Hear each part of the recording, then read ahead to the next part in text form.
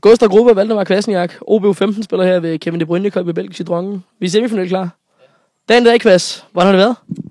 Det har været en sjov og lærerig dag. Altså, du har spillet mod nogle rigtig gode hold og med nogle store navne, og så har vi fået en masse ud af det. Hvad siger du til det, Gruppe? Du har både været lidt i det centrale forsvar, lidt på bakken. Jamen, det er super fedt at spille mod sådan en modstand. Det er jo ikke så tit, at vi møder så mange gode hold derhjemme. Og så er det også fedt, at vi kunne være lidt mere offensiv, så du ikke kun står nede i midterforsvaret. I væk, du kom på tavlen i dag. Det gjorde det i første kamp. Fortæl om dit mål. Jamen, det er et gennembrud på venstre side, hvor den så bliver slået ind over, og så den anden angriber, han rammer sig i bolden. Og så lader han om ved en forsvarsspiller, hvor jeg så går i duel med ham og vinder bolden og scorer. Dit mål. Betydningen er der ingen tvivl om. Hvad siger du selv til det?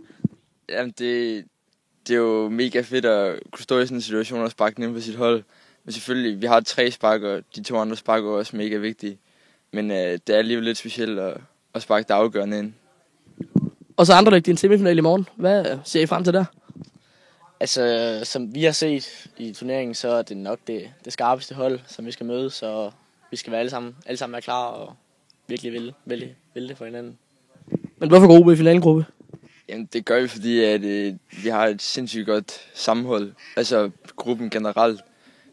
Vi har ikke nogen speciel plan i morgen mod Anderlecht, men vi skal bare give 110% som hold.